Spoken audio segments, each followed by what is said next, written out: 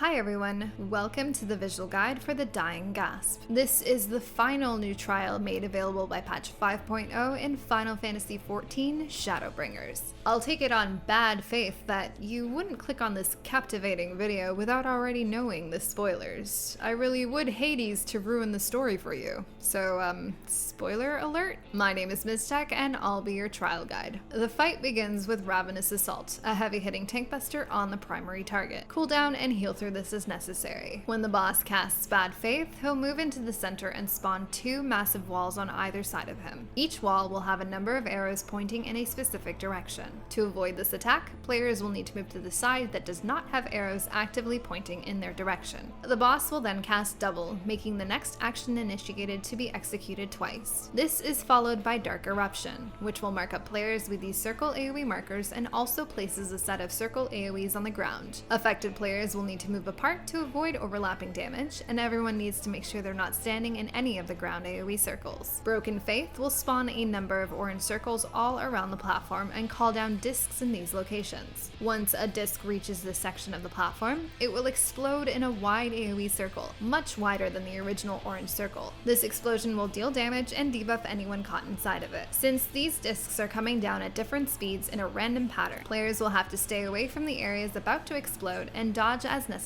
to avoid excess damage and debuffs. Another double, and the boss will cast Shadowspread, where players will have to dodge two sets of AoEs coming out of the boss. These mechanics will repeat with some overlap until you get him below 10% and he becomes invulnerable. At this point, he'll begin to charge up his Fervor of the Ancients gauge while spawning waves of adds. Tanks will need to pick up these loose adds as soon as possible. In the waves with invulnerable caster adds, affected players will need to spread apart the circle AoEs to avoid overlapping, while the free players group up on the stack up marker to share the damage. You'll deal with 5 waves of adds and the respective AoE attacks before the boss casts Ancient Dark 4. If he hits 100 on his gauge before you destroy all of the adds, you will die. Be sure to cool down shield and heal through this damage and get ready for the next phase. Luckily, from here on out, if you wipe, you will restart at the beginning of this new phase. In this phase, Hades is massive and will not move from the edge of the platform. He'll target the primary target with a constant barrage of auto attacks, so healers and tanks beware. Titanomachy will deal high raid-wide damage. Shield and heal through this as necessary. SHADOWSTREAM will blast the platform directly in front of the boss, and all players will need to move to the sides of the platform to avoid the attack. Dual Strike will mark up players with these circle AoE markers. Spread these apart to avoid overlapping that damage. When the boss casts Echo of the Lost, he'll reach out with one arm and swipe across the platform. To avoid high damage and debuffs, all players must quickly move to the side of the platform behind his outstretched arm. POLYDEGMON'S Purgation will have the boss slamming down onto the outer edges of the platform. Players will need to move into the middle of the platform to avoid getting hit. HELLBORN YAWP will mark up the two tanks with these familiar Earthshaker markers and eventually target them both for long conal attacks. The tanks can move to the sides of the boss to bait these attacks away from the rest of the group in the center. Captivity will target two players with large AoE circle markers and stun them and anyone caught inside the attack before pulling them all into an ethereal jail. To avoid getting too many people caught in this trap, the affected players will have to move away from others. Then, all free players will need to immediately burn down the jail to release the players before the Chorus of the Lost cast goes off, or they will die. The next Dual Strike attack will also add thin tethers and AoE markers to more players. All affected players will need to spread apart to avoid overlap. Next, the platform will turn black and all players will be affected by Doom.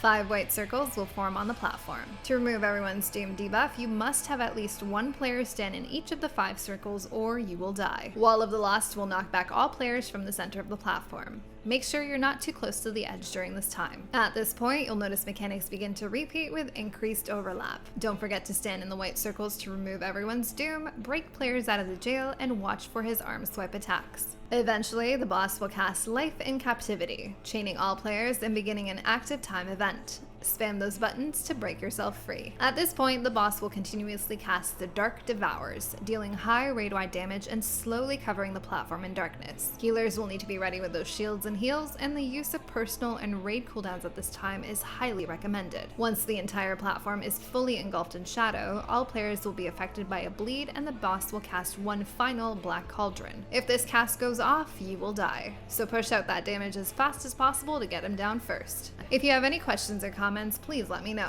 Up next, we'll start looking at the new extreme trials. As always, thanks for watching. Till next time.